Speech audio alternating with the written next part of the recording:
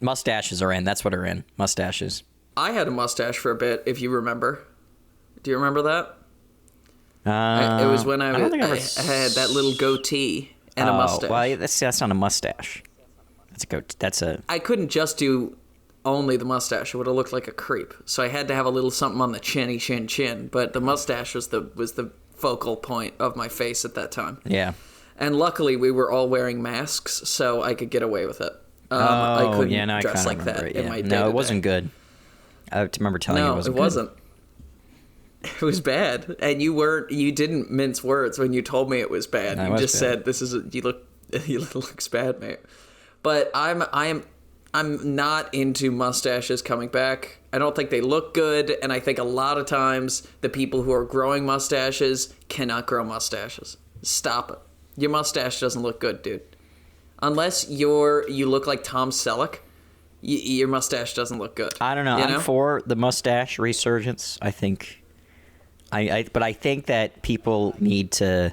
You let the beard grow, and then you shave it for the mustache. Perfect plan. Exactly, like Leonardo discovering David inside the marble. Right, David was always there.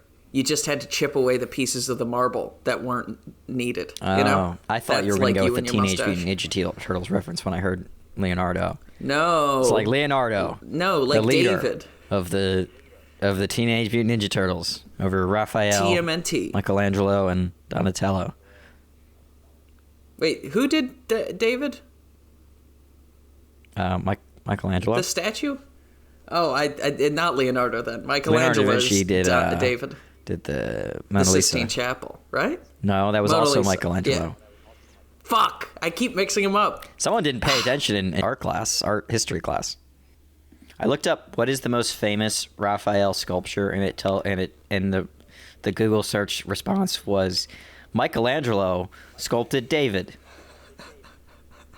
So God, rest in peace, Raphael. Is just getting roasted. Yeah, get fucked on, Raph, dude. Lamest Ninja Turtle, second lamest Ninja Turtle. No one knows what you made. I'm trying to think. He probably did some famous sculpture that I can't think of. But anyway, yeah, Michelangelo did David. Like, I don't know. The one Mary holding Jesus. It doesn't matter. They're all dead, and we don't care because this isn't Michelangelo. This isn't high art, Jake. This is the. Hello, everyone, and welcome to the Very Reasonable Pilots podcast. I'm your host, Charles. Along with me, as always, my co-host, editor, producer, co-pilot, gunner, navigator, orator, and podcasting associate, Jacob Gloth. How you doing today, Jacob? I am swell and alive and excited, Charlie, because you've got a fresh new pitch with an interesting, possibly... With the title. I thought it was going to lead you in a certain direction, but I've heard some statements that have made me think that maybe you're not going there.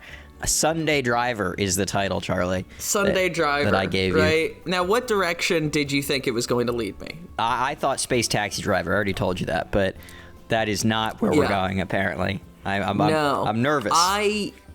Yeah, you should be. I heard the name Sunday Driver, and what it really made me think of was like a casual. You know, somebody who like other people pour their lives into something and they're a casual about it, right? Which is also effectively the mantra of like motorcycle gangs, right?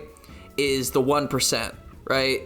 Which is basically the idea that 99% of people who ride motorcycles are not criminals, right? And then there's the 1%. So I kind of wanted to do something crime related or something like that, but I was thinking about it, and like motorcycle crime, it really wasn't doing anything for me, and I was like, I could put it in you didn't see that Tom Hardy the bike rider movie. Yeah, I didn't, with Austin Butler. I didn't see it, but Austin Butler and Norman Reedus is in it. It looks good. I'm sure it's a very good movie, but I didn't watch it. I was also just kind of like, I'm not really interested in that aesthetic right now. And so I was I was a little lost. And so I was just like, well, let's make it sort of a crime, drama, comedy situation, right? But I want the main character to be a casual who's drawn into this web of deceit and criminality and insanity, right? Through their, vague association with the criminal act. But I also wanted it to be a bit kooky and a bit weird and a bit like off kilter and a bit odd, you know?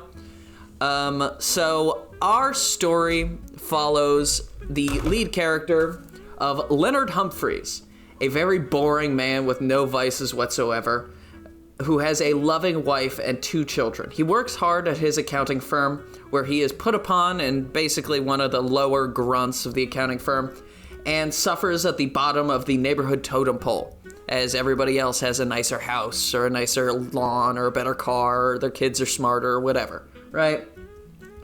Kind of a schlubby loser kind of dude, right? But Leonard has a secret, a very dark secret, a secret he has worked for years to keep to himself. On the weekends, when his family is asleep, he sneaks out of the house. He dons his immaculate armor, and he goes and he performs as the Black Knight, the most vicious and powerful warrior the local medieval times has ever seen. That's amazing. That is absolutely amazing. So that's what he's doing. And you could have like a really epic suit up scene as he's like going out, and the audience is like, "Oh, he's gonna be a superhero." Well, we'll get into it because I wrote out basically how the show was going to go, but I wrote out the full like episode 1. You know, so episode 1, a wicked and ferocious battle between 2 knights is underway. The knights fight and spill blood in the arena as a crowd of hundreds cheer them on. A young boy's eyes light up with excitement as he looks at the Black Knight as a vicious battle commences, you know? And finally, the Black Knight fells his enemy, the Red Knight, and lifts his hands in the air, right? And the crowd cheers him on. You know, people are throwing roses at him. He's so excited, you know, and the camera kind of zooms in on his face, and then match cut to Leonard sipping his morning coffee as his kids run off to the local school bus. You know, they got to catch the bus, and his wife gives him a kiss on the cheek, right? And Leonard is just a normal-looking dude, right? He has no real... he's not very visually interesting, right? He's just sitting at the kitchen table, and he's drinking his coffee, he's chatting with his wife, you know, and they're just talking about normal stuff. And he says, "Oh, well, it's time to go to work," you know, and he puts on his tie and he puts on his jacket, he grabs his briefcase and he runs over to his car, and it's this tiny little beat up shitty car, right? And he puts his briefcase in the passenger seat, and you can see the medieval times staff like lanyard is poking out of his glove compartment, so he shoves that back in, closes the glove compartment, right? And he drives to work, right? And we kind of just get a very basic day in the life of this man Leonard after this awesome fight sequence at the very beginning, because I really do want it to be a super badass fight sequence. Yeah. And it's only revealed at the end that he works at medieval times at the end of the fight sequence.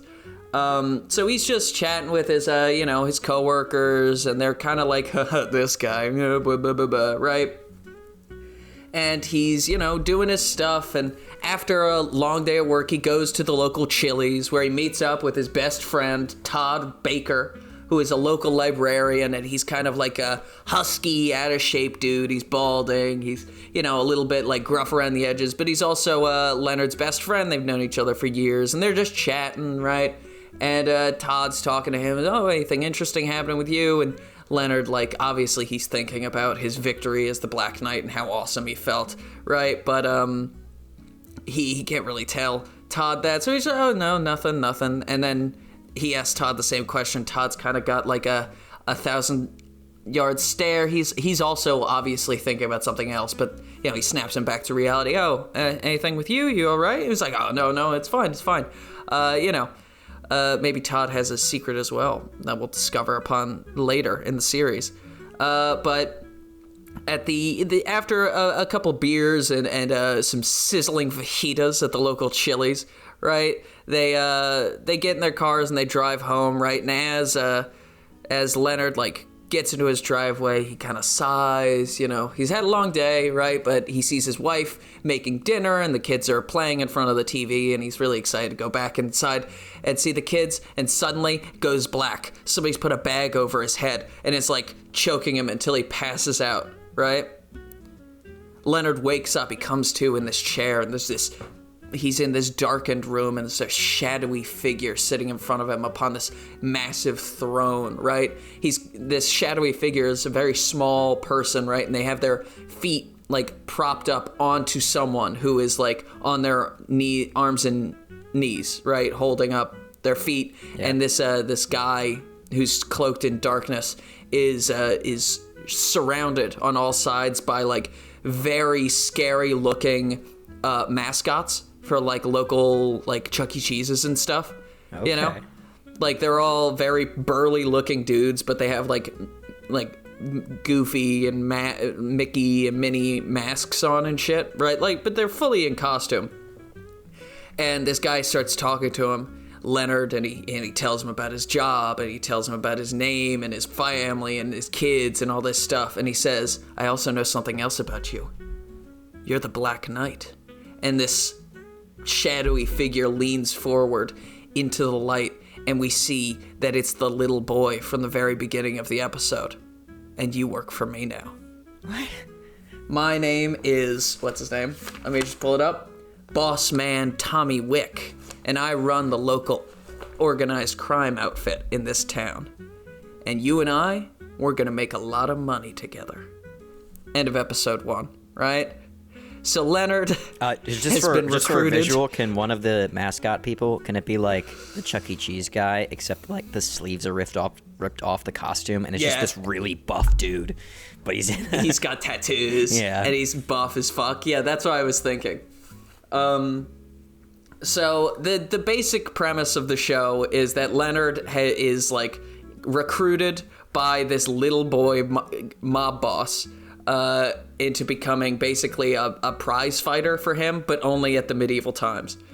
And so they start like taking bets at the medieval times and all this stuff. And Leonard is drawn into this web of intrigue and mystery and death and destruction, right? By, this little boy. And so that's the first episode. That's the only episode I have like mostly fully plotted out, right? Episode 2 starts with Leo. Leonard is winning all sorts of bouts as the Black Knight, and then he's working his day job, and he's like gone from fighting as the Black Knight like maybe once a week to fighting like 3 or 4 times a week, and he's getting really exhausted. He's very tired, right? His eyes are sunken, right?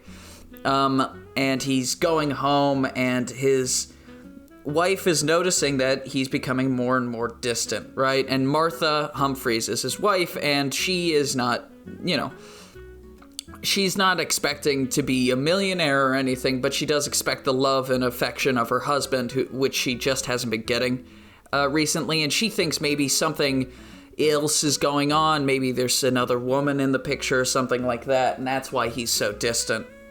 And Martha is talking with one of her girlfriends, right, at a local cafe about this, when Susanna... Wait one second. I know I'm throwing a lot of characters. Susanna Fleece overhears her talking about it. And Susanna is the head of the local HOA. And so she's like, obviously being an HOA person, she's interested in everyone else's business far more than her own. So she's like, ooh, maybe I'll keep an eye on that. And then we'll, maybe I'll keep an eye on that. Ooh. And then we'll cut back to Leonard, and Leonard, he's just won this incredible fight as the Black Knight. He's defeated the Green Knight again, and he's, the crowd loves him, but he's really starting to lose steam when he's invited out by the boss man Wick, to the finest dining establishment money can buy, right?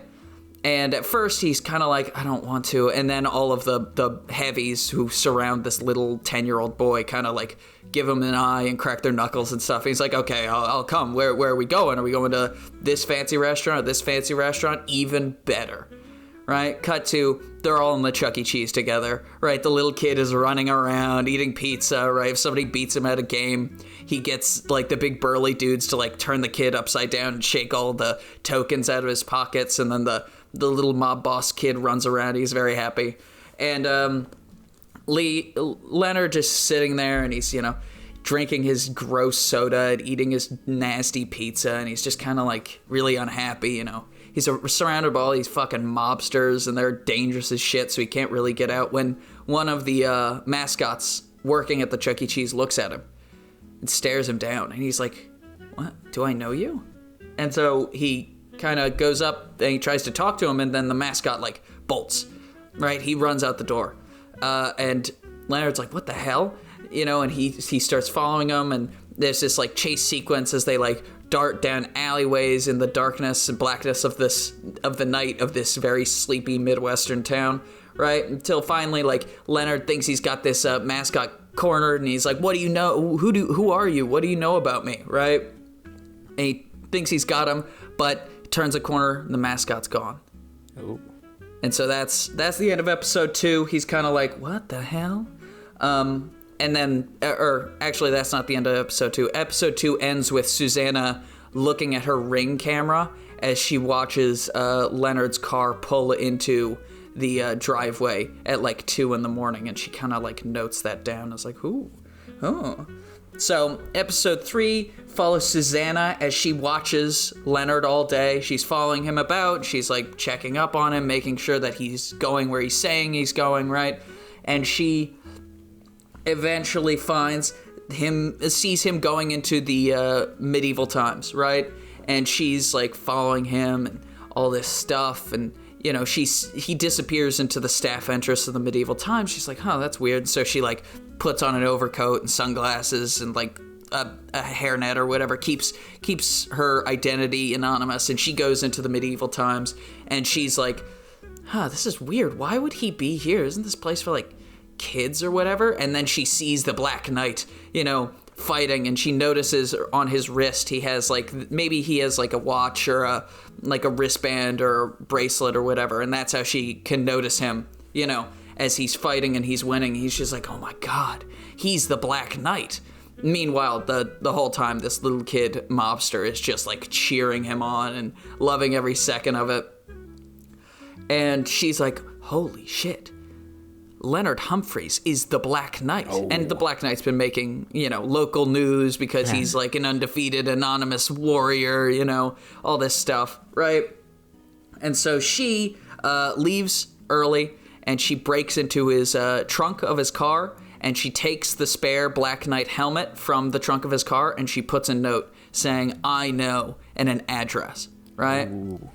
And so he goes and he meets her at said address, and she basically explains, like, I know your dirty little secret. I know you're the Black Knight. And I know that if you were okay with your family knowing, you would have told them already.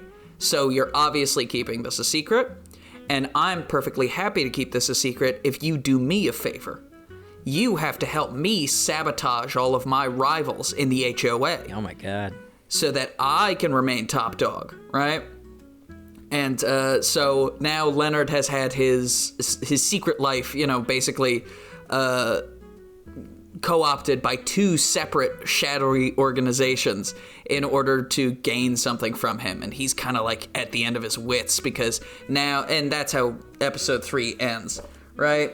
And so now Leonard is like staying out even later, becoming even more distant from his wife, who's starting to become pretty suspicious because, you know, your husband being like kind of distant and a bit weird for a few weeks is one thing, but like this has been at least a month, right? And he's starting to spend a lot more time, you know, really away. You know, he wasn't just like half an hour late. He's like 2-3 hours late at night. He's not being able to put the kids to bed, all this stuff.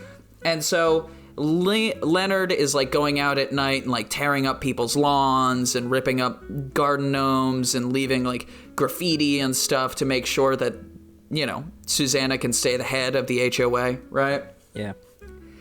And she, you know, is kind of like the wife, Martha, is kind of like, oh man. So she starts smoking again. She hasn't smoked in years, but she's really anxious and starting to get pretty depressed, and she starts smoking again. And she's outside her house having a cigarette when out of the darkness comes the mascot from the Chuck E. Cheese. Oh my god. Out of the darkness, and he puts a note on the ground, right? And he looks at her, and then he disappears back into the darkness, right?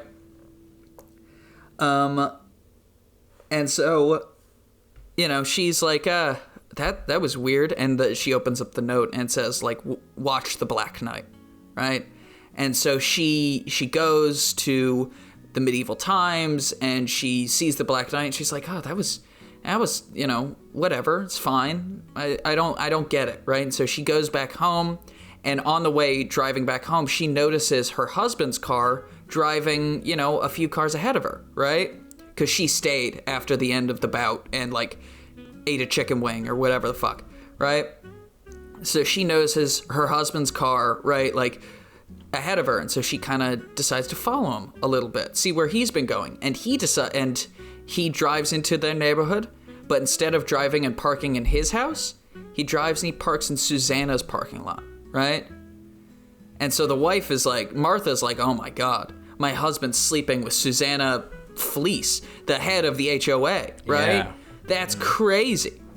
And I think maybe we should have, like, a few episodes earlier, have, there be a rumor that Susanna is sleeping with somebody from the medieval times, right? Because somebody keeps seeing, like, whatever, medieval times merch all over her house, but she doesn't have any kids, right? Something like that, because that will come into it later. And so she, like, sees that, and then she leaves immediately, and she drives home, and she's just steaming. She's so pissed off, right? And she's laying in bed and stewing when, like, 2 hours later, Leo comes home, Leonard, and he is exhausted. He lays down in his bed next to his wife, and he gives her a kiss on the cheek, and she's just, like, eyes, like, could burn a hole through, like, a piece of paper. Like, she is just so pissed off, but he's too tired to notice. And they both go to sleep. She's pissed off, and he's oblivious, right? The next day, right, she, doesn't make him any food. And he's kind of like, taken aback by that. But he's like, oh, whatever, I'll pick up a McDonald's on the way, right? He goes to work, right? And he gets some amount of money from the mobster kid as a payment, for all of his services. And then he goes to Susanna and he, does more HOA dirty work, right? And he gets home relatively early, and he sees his wife, and she's just sitting there, right? And maybe she called him and said, like, you need to come home right now. She's just sitting there in their recliner, and she's just staring him down. And she's got pictures of him going to Susanna's house, right? All this shit. And he's like, finally, he just falls to his knees. He can't take holding back any of this information anymore, and he just tells her everything. Right? Tells her everything that she wants to hear. Tells her about the Black Knight. She tells her about Susanna using him. He tells Martha about the little kid mobster, right? And how he doesn't know what to do. And she, she's upset that he lied to her, but she's really happy that he's not cheating on her, and she believes him. She decides that she's going to help him out, right?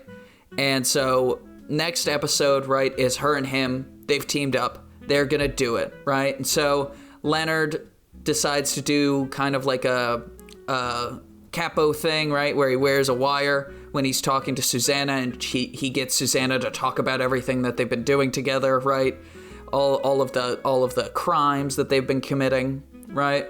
And then Susanna, then Martha and Leonard confront Susanna with all this information, and she's like, you wouldn't do this because this will implicate you as well. And Martha's like, you're right. That's why we have this piece of information as well. And it shows Susanna making out with the Red Knight. That's right, Susanna has been sleeping with someone from the medieval times. Raymond Fields, aka the Red Knight, and a local librarian, right? And so they're like, we've stopped this, we're done. I'm done taking orders from you. And she's like, fine, whatever. And then Martha and Leonard decide to confront Bossman Wick, right, with all this information, confront him and get him to stop, right? And they go to his creepy mobster Chuck E. Cheese hangout, right? and Martha and Leonard sit in front of him, and they say, I'm out of your employ. And he's like, you're out of my employ when I tell you you're out of my employ. Now suit up, we got money to make. And Leonard stands up, he's like, no, I won't be doing this.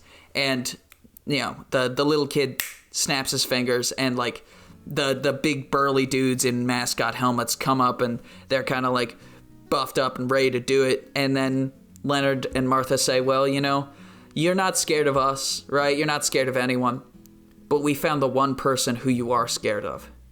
And that's when a Mary Poppins-esque nanny comes from the wings, and she just starts screaming at this little kid.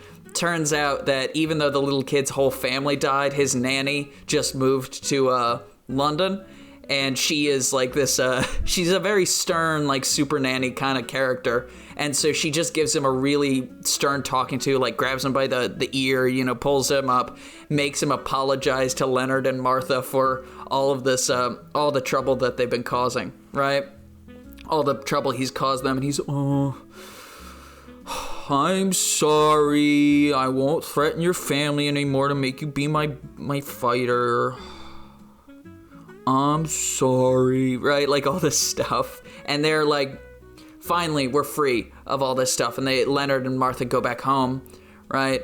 And they start, kissing and hugging and being really happy that all this is over. And then Martha says, well, one more thing, Leonard. How did you know that his nanny was one of the, like, how'd you know the nanny was there? How'd you know that he would listen to her? And he says, well, I got a man on the inside, right? And the mascot, right, who he chased in the Chuck E. Cheese, right, who gave Martha that note, the mascot who was, like, standing as one of the heavies behind the kid, right? He takes off his mask, and it is revealed to be Todd Baker, Leonard's best friend and the, out-of-shape librarian.